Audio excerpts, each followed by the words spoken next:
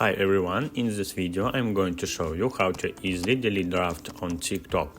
Make sure to watch the video till the very end so you don't make any mistakes. And don't forget to like this video and subscribe to my channel. Let's dive in. Open the TikTok app on your device. Go to your profile by tapping on your profile icon. At the top of your profile, you'll see your drafts. Tap on this section to access your drafts.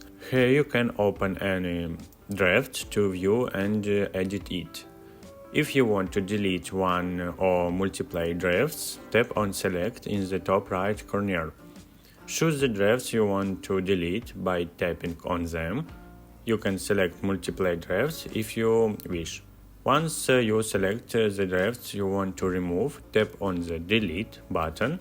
Confirm the deletion it's prompted. That is it. Your select drafts will be deleted from your TikTok account. Thanks for watching.